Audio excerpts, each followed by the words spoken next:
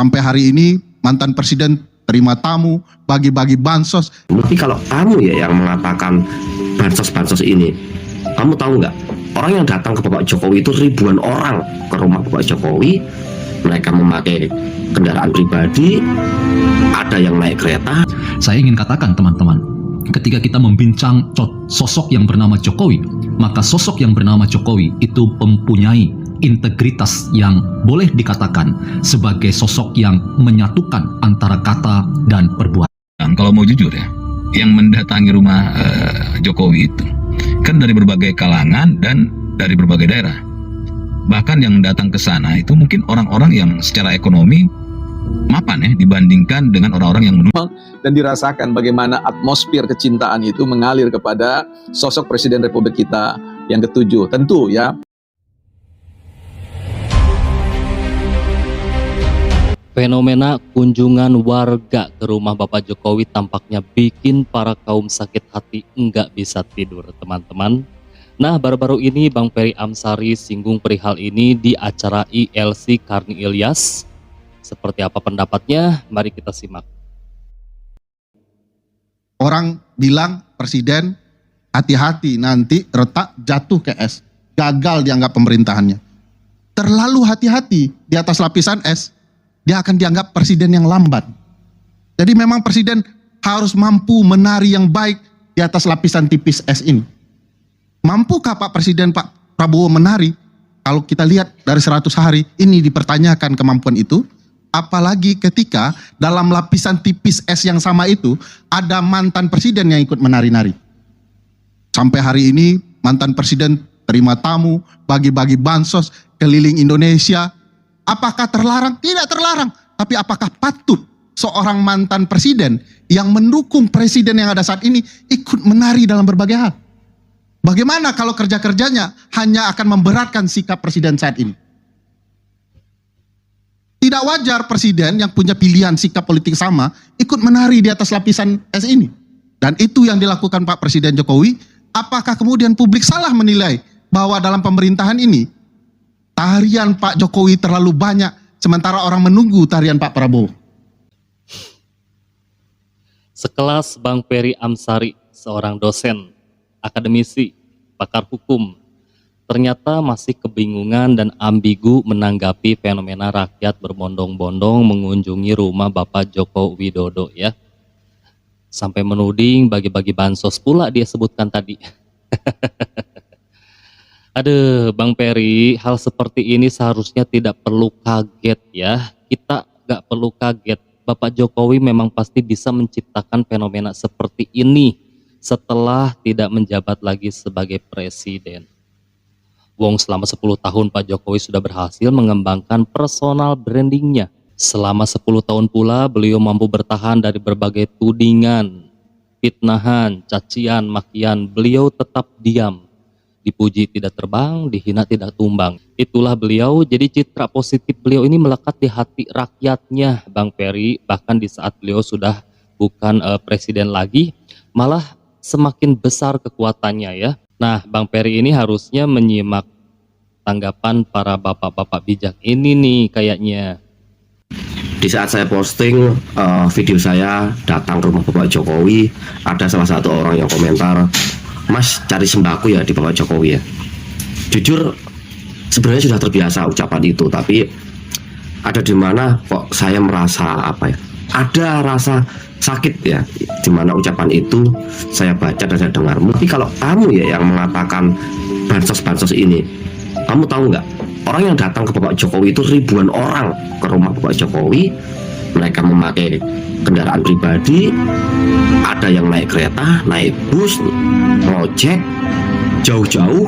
Ada yang dari Surabaya, dari Bandung, dari Malang, dari Purworejo, dari Purwokerto, bahkan jauh-jauh dari Hongkong ya. TKI pulang dan untuk ke rumah Bapak Jokowi. Saya, mereka, kita semua yang datang ke Bapak Jokowi itu menggunakan biaya pribadi. Bagaimana pengorbanan saat cuaca saat ini sering hujan, ditempuh di perjalanan tidak mengenal lelah bagaimanapun, mungkin hanya untuk ketemu Jokowi hitungan menit saja, tapi terbayarkan kebahagiaan yang bisa bertemu seorang pemimpin yang hebat. ini apa yang kita rasakan. Bukan karena kita datang ingin minta sembako, kita bukan pengemis. Bahkan banyak dari kita, orang-orang yang ribuan ke sana, mereka bawa oleh-oleh untuk Bapak Jokowi. Karena apa? Rasa kecintaan, kebanggaan, dan rasa menghormati seorang mantan pemimpin bangsa yang sudah berbuat sesuatu. Itu. Jadi apa yang kalian katakan teriak bansos-bansos, datang aja deh ke rumahnya Bapak Jokowi. Tidak perlu ketemu Bapak Jokowi, lihat kondisi di sana. Bagaimana rasa keceriaan, ya, rasa haru yang terkuat di sana, itu luar biasa. Kecintaan rakyat kepada pemimpin. Jadi, siapa yang bisa memahami orang seperti apa Pak Jokowi itu dan apa sebenarnya yang selama ini menjadi tujuan dan ikhtiar beliau adalah orang-orang yang memiliki kejernihan hati, kepekaan tafsir, dan maaf, spiritualitas yang cukup.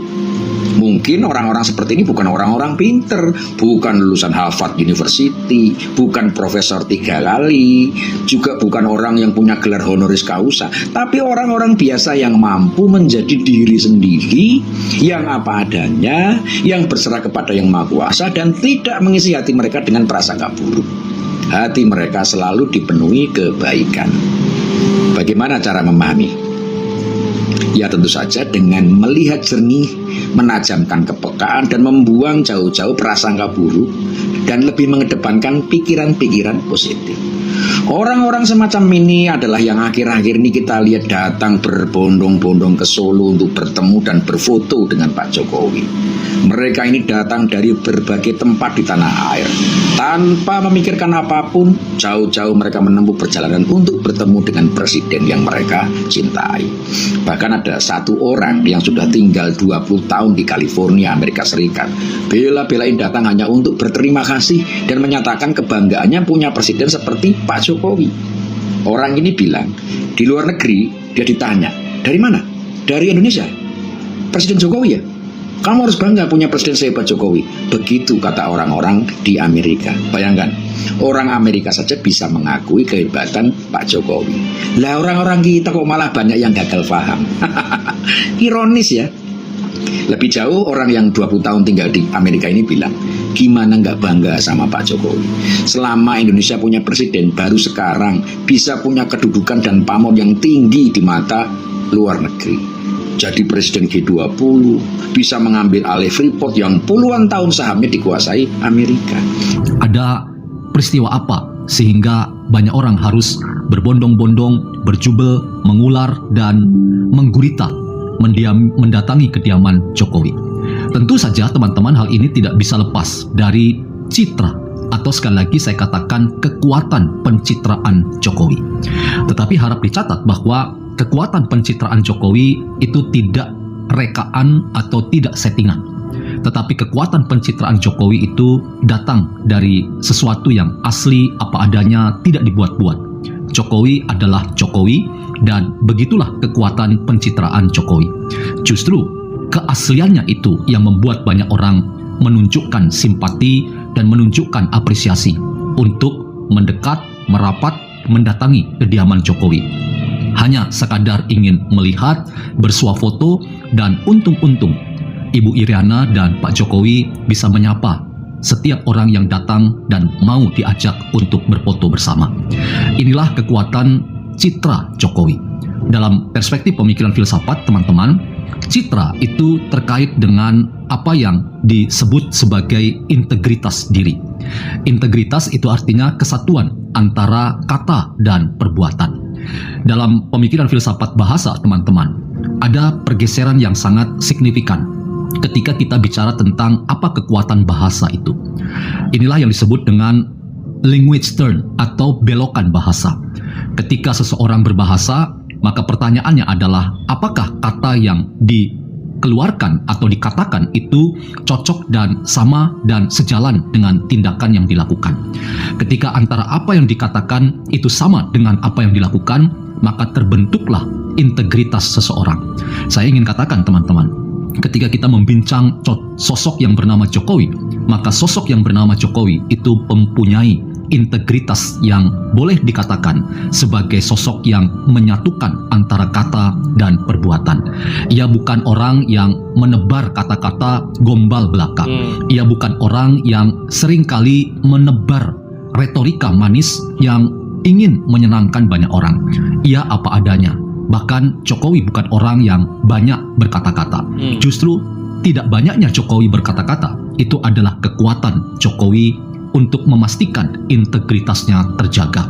Karena itu Jokowi kemudian menjadi magnitudo yang mengguncang kemapanan-kemapanan kita ketika melihat sosok-sosok yang menjadi trendsetter kita, entah tokoh budaya, tokoh sosial, atau tokoh politik. Banyak orang yang harus mengakui bahwa dalam hal ini Jokowi menjadi paket lengkap untuk menempatkan dirinya sebagai tokoh sosok yang tidak hanya sebagai seorang tokoh politik, tetapi ia juga menjadi tokoh sosial dan tokoh kebudayaan. Jadi mereka menuduh masyarakat yang mendatangi rumah Jokowi adalah orang-orang bayaran ya. Mereka menuduh ini adalah settingan. Jokowi gila hormat, yang mereka bilang. Setelah tidak menjabat masih ingin terlihat dibutuhkan. Dan ya berbagai tuduhan negatif lainnya lah yang disampaikan. Makanya saya bilang kalau mau jujur ya, yang mendatangi rumah Jokowi itu kan dari berbagai kalangan dan dari berbagai daerah. Bahkan yang datang ke sana itu mungkin orang-orang yang secara ekonomi mapan ya dibandingkan dengan orang-orang yang menuduh ya. Masyarakat dari luar daerah yang dituduh itu datang ke tempat Jokowi tentu ya mereka datang ke sana harus mengeluarkan ongkos pesawat, penginapan dan berbagai hal lain ya. Tentu ya bukan hal yang murah. Ya, di mana belum tentu juga yang menuduh mampu ya melakukan hal itu. Mereka mungkin tidak punya uang seperti yang mendatangi Pak Jokowi kan. Saya rasa belum pernah terjadi dimanapun di seluruh dunia ada pemimpin yang sudah turun sebagai kepala negara, presiden, perdana menteri atau apalah, rakyatnya masih mendatangi rumahnya dalam waktu yang lama sesudah turun. Dan sampai hari ini itulah yang terbukti dalam diri seorang Pak Jokowi. Menegaskan apa? Sudah pasti ini menegaskan kecintaan rakyat kepada Pak Jokowi. Bukan cuma rakyat biasa yang datang, elit-elit politik, elit-elit partai, para pebisnis, dan orang-orang yang penting itu justru bergantian datang mengunjungi Pak Jokowi. Entah kenapa ya, sosok Pak Jokowi ini benar-benar sepertinya hanya bertemu saja sudah memberikan nilai tambah. Apalagi elit-elit tertentu tentu dengan kepentingannya masing-masing memerlukan nasihat, pandangan, dan atau mungkin lebih tepat legitimasi tak tertulis supaya mereka dapat makin maju langgeng dalam apa yang mereka sedang geluti, apakah di bisnis, politik, dan atau lain-lain. Pak Prabowo sendiri memberikan respek yang benar-benar luar biasa kepada Pak Jokowi, seolah-olah Pak Prabowo mau umumkan tanpa peran Pak Jokowi saya tidak bisa berada pada posisi seperti sekarang ini sebagai Presiden Republik Indonesia. Wow. Tadi ada yang komentar di VT saya ya, katanya yang datang ke rumah Pak Jokowi itu masyarakat itu dibayar. Mikirnya agak cerdas dikit deh. Masa dibayar? Segitu banyak orang tiap hari. Jangan lupa juga loh, ada bupati terpilih, wakil bupati yang datang ke sana sowan. Ya, apakah dia juga dibayar?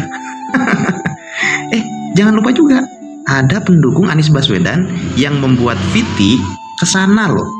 Coba kalian cek, ada. Kalau misalkan dibayar udah rame dari kemarin-kemarin. Dia datang ke sana minta merchandise oleh-oleh dari Pak Jokowi loh. Apakah dia juga dibayar? Enggak dong. Ngapain juga? Gak penting. Ya. Orang datang ke sana memang mau bertemu, bukan mau minta duit. Aduh. Terlalu overthinking. Akhirnya berpikir terlalu berhalusinasi, menghasilkanlah pemikiran yang kosong. Jadi sebenarnya kalau kita mau tahu tentang kenyataan yang senyatanya itu, tanya publik. Makanya selalu ada yang namanya evaluasi atau survei kepuasan publik. Nah, ini tidak perlu disurvei, dilihat saja ya di Terawang dan dirasakan bagaimana atmosfer kecintaan itu mengalir kepada sosok Presiden Republik kita yang ke-7. Tentu ya, semua presiden kita kita cintai ya. Tapi ini karena kita bahas tentang persoalan fenomena sosial politik di depan mata kita, ya kita bicara tentang hal itu. Dengan teori apa kita ingin menjelaskan tentang persoalan fenomena Pak Jokowi dengan destinasi wisata sosial politik ini? Saya kira bisa kita jelaskan dalam konteks teori simplitas ya, teori kesederhanaan ya gitu, teori ya sederhana ya. Jadi orang-orang yang sederhana itu bukan orang-orang lemah ya. Orang-orang yang sederhana kelihatannya biasa, bicara secukupnya, tapi kerja melimpah. Ini sesuatu yang menjelaskan mengapa kemudian orang fall in love, jatuh cinta pada kepribadian seperti itu ya. Bahkan apalagi sosok ini betul-betul dihajar di sana-sini, kerja untuk masyarakat, tetapi kemudian seolah-olah dijadikan sampah. Dan ini membuat kebangkitan ya, kemarahan dalam diri masyarakat dengan cara fall in love ya, jatuh cinta dalam konteks rasa terima kasih seperti itu. Dan ini juga bisa didekati ya dalam konteks yang disebut dengan teori hospitality theory ya, teori keramah tamahan. Jadi keramah tamahan, orang yang ramah tamah itu jauh lebih berwibawa, jauh lebih berkarisma ya, jauh lebih bisa memberikan motivasi dan inspirasi bagi kita to be like him ya, bagaimana menjadi seorang yang seperti beliau ya. Artinya prinsip-prinsipnya dan nilai-nilainya, karakter yang dikedepankan, sekalipun dihajar sedemikian rupa tapi tetap tegak berdiri seperti filsafat bambu ya. Ditiup oleh angin badai dia akan melentur, tetapi setelah badai turun dia tetap kembali tegak ya. Jadi tadi statement yang disampaikan oleh Bang Ferry Amsari itu berbahaya ya teman-teman. Itu kayak membentur-benturkan antara Bapak Jokowi dan Bapak Prabowo gitu kan. Karena tadi di narasinya itu dia sebut di sana, mampukah Bapak Presiden Prabowo Subianto menari jika masih ada mantan Presiden Jokowi yang ikut serta dalam tarian itu gitu. Mungkin yang mereka inginkan atau mereka harapkan Bapak Prabowo itu terprovokasi dengan melihat Bapak Jokowi sekarang yang masih juga dikerubuni oleh orang-orang ya, didatangi oleh orang-orang setiap hari gitu sampai rela antri-antri. Karena narasi-narasi mengadu domba, narasi-narasi membentur-benturkan seperti ini tuh sekarang sudah marak sekali teman-teman di mana-mana ya. Memang ada upaya untuk memecah belah antara Bapak Prabowo Subianto dan Bapak Joko Widodo ya. Ini adalah narasi-narasi yang jahat, narasi-narasi yang sangat berbahaya gitu kan. Mungkin mereka-mereka ini berharap Bapak Prabowo Subianto melabrak Bapak Jokowi. Mungkin seperti itu inginnya mereka gitu kan, karena sudah banyak sekali narasi-narasi yang menjurus ke sana gitu, menjurus seperti membentur-benturkan antara Bapak Prabowo dan Bapak Jokowi gitu kan. Nah, mungkin segini saja video kali ini. Ujang ucapkan terima kasih banyak kepada teman-teman yang sudah mampir menyimak. Semoga teman-teman dan keluarga selalu diberi kesehatan. Sampai jumpa lagi di next video.